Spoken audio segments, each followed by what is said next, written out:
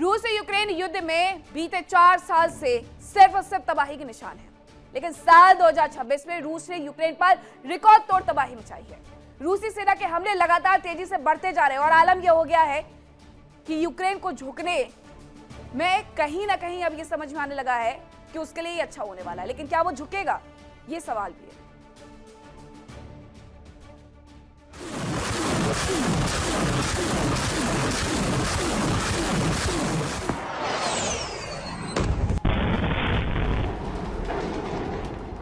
फिर दहला यूक्रेन।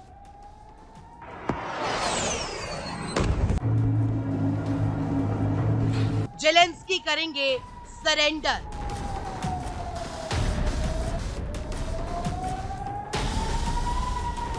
रूस का इस साल का सबसे बड़ा अटैक।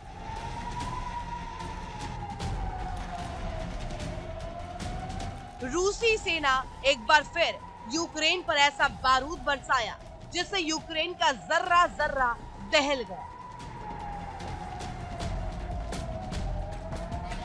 पुतिन के जवानों ने ऐसी बारूदी बारिश की जो इस साल में सबसे ज्यादा। रूस ने एक ही रात में 450 से ज्यादा ड्रोन और 70 मिसाइलें दागी। साफ है कि रूस और यूक्रेन के बीच बातचीत का दौर जारी है, लेकिन ये प्रक्रिया इतनी धीरे चल रही है कि ऐसा लग रहा है कि इसके मुकाम तक पहुंचने के पहले यूक्रेन पर रूस का कब्जा हो जाएगा। फ्लोरिडा में रूस और यूएस के प्रतिनिधियों के बीच वार्ता हुई तो रूस ने जेलेंस्की को मॉस्को आने का न्योता दे दिया।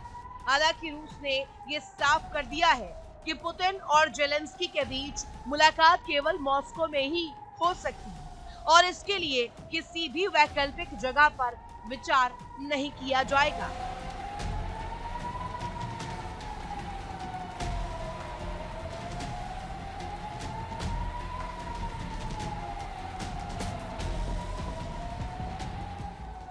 रूस ने सूमी और राजधानी कीव पर जबरदस्त बारिश की। सूमी के रिहायशी इलाकों पर रूस ने ताबड़तोड़ बारूद बरसाया, तो वहीं कीव पर बैलिस्टिक मिसाइलों से कई हमले किए गए।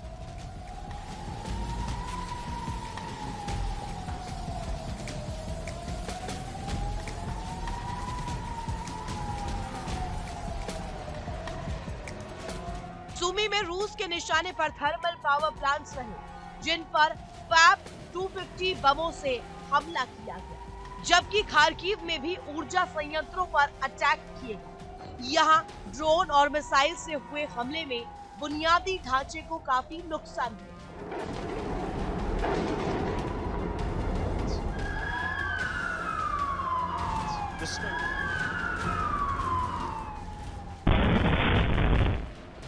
रूस ने कीव पर एक ही रात में 45 से ज्यादा मिसाइलें दागी और 100 से ज्यादा ड्रोन अटैक किए। यूक्रेन ने आरोप लगाया कि रूस ने हमलों में हाइपरसोनिक मिसाइलों का भी इस्तेमाल किया।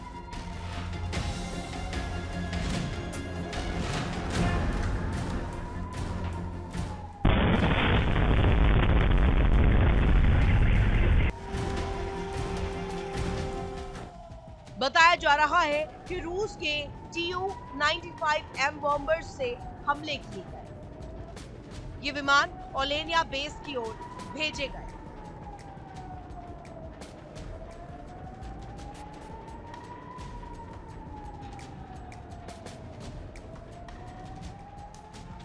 यूक्रेन के राष्ट्रपति जेलेंस्की ने एक ही रात में लगभग 450 लंबी दूरी के ड्रोन और 70 अलग अलग तरह की मिसाइलें दागी। इनमें 32 बैलिस्टिक मिसाइलें भी शामिल थी। बताया जा रहा है कि इन हमलों में यूक्रेन के 10 लोग घायल हो गए।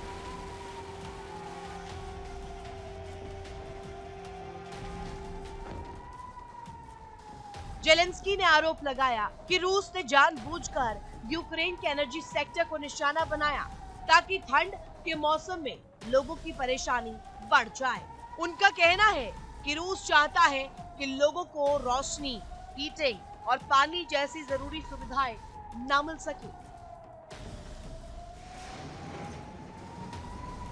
यूक्रेन की निजी बिजली कंपनी डीटेक ने बताया है कि इस साल बिजली व्यवस्था पर यह सबसे बड़ा हमला था। हमले के समय कीव में तापमान -20 डिग्री सेल्सियस तक पहुंच गया था और अगले दिन भी तापमान -16 डिग्री बना रहा। इस बीच यूरोप टेंशन में है। आशंका है कि यूक्रेन युद्ध का विस्तार हो सकता है। बताया जा रहा है कि पोलैंड के सैन्य बेस के करीब एक ड्रोन में विस्फोट हुआ। हालांकि ये साफ नहीं हो सका कि ड्रोन किस देश का था, लेकिन शक रूस पर जताया जा रहा है।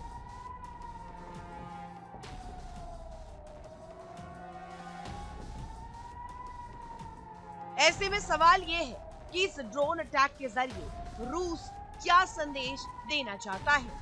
दरअसल यूक्रेन में यूरोपीय देशों के सैन्य कमांडर आ सकते हैं जो रूस के खिलाफ रणनीति बनाने में सहयोग कर सकते हैं। इसे लेकर रूस ने साफ तौर पर चेतावनी जारी की है कि ऐसे किसी भी कदम को रूस के खिलाफ युद्ध माना जाएगा। उधर रूस के खिलाफ यूरोपीय देशों की तैयारी भी तेज हो गई। जर्मनी और पोलैंड के साथ ही बाल्टिक देश भी तैयारियों में जुटे हैं। खबर है कि रूसी सेना के पास लिथुआनिया में करीब 2000 जवानों की तैनाती की गई है। इसके अलावा बाल्टिक सागर और अटलांटिक महासागर में रूस की शैडो फ्लीट के खिलाफ कार्रवाई भी की जा रही है, जो पुतिन का गुस्सा भड़का सकती है। साफ है कि पुतिन के गुस्से की आग में यूक्रेन तो पिछले 4 साल से झुलस रहा है। अब ये आग यूरोप को भी अपनी चपेट में ले सकती है।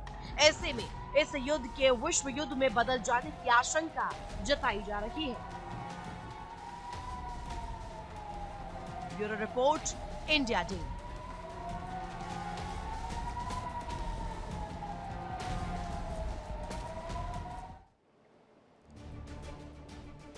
और चलिए अब आपको बताते हैं चीन के उस मिशन के बारे में जिसे पूरा होने में वक्त भले ही लग जाए, लेकिन वो जंग के मैदान को पूरी तरीके से बदल कर रख सकता है। बिल्कुल, हम बात कर रहे हैं चीन के एक ऐसे नए हथियार स्पेस वॉर को जो जन्म देने जा रहा है। वो स्पेस वॉर आखिरकार है क्या, किस तरीके से डिजाइन किया जा रहा है और कब तक ये बनकर के तैयार हो जाएगा जो युद्ध में पूरी तरीके से उसकी दिशा को मोड़ सकता है। इस रिपोर्ट में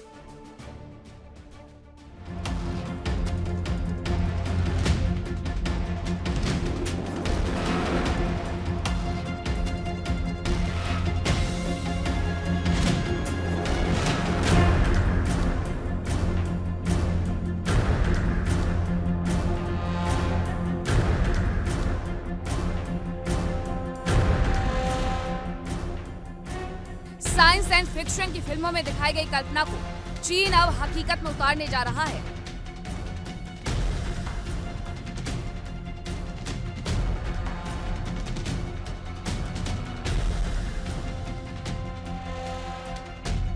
चीन ने अपने महत्वाकांक्षी साउथ हेवनली गेट प्रोजेक्ट के तहत दुनिया के पहले अंतरिक्ष एयरक्राफ्ट कैरियर लुआननियायो का कॉन्सेप्ट पेश किया है।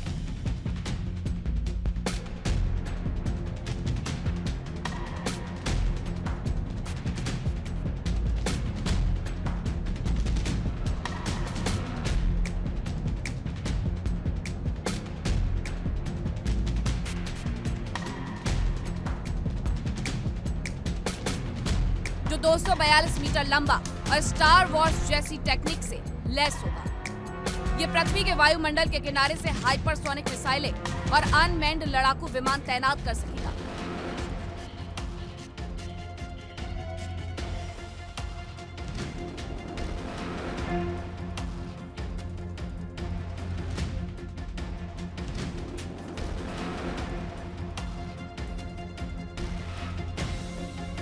चीन का यह तैरता युद्धपोत 242 मीटर लंबा, करीब 684 मीटर चौड़ा और लगभग 1,02,000 टन वजन का होगा।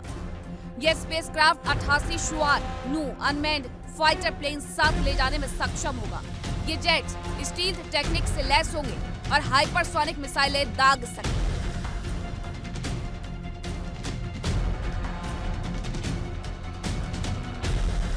एक्सपर्ट्स मानते हैं कि अगर चीन का ये मिशन सक्सेसफुल हो गया तो ये दुनिया के हर डिफेंस सिस्टम को फेल कर देगा।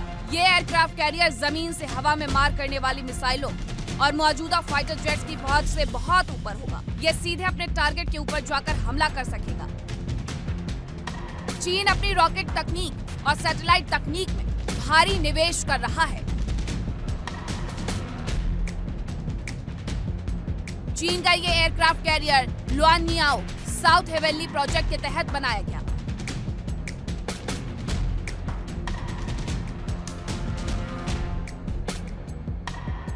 इस प्रोजेक्ट में बैदी जैसे छठी पीढ़ी के लड़ाकू विमान भी शामिल हैं, जो अंतरिक्ष के करीब जाकर ऑपरेट कर सकते हैं। चीन ने 2024 के विमानन मेले में इसका मॉडल भी दिखाया था।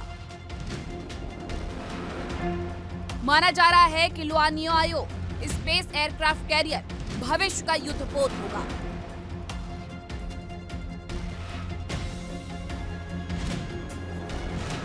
यह पृथ्वी के वायुमंडल की सीमा पर रहकर पूरे ग्रह पर नजर रख सकेगा।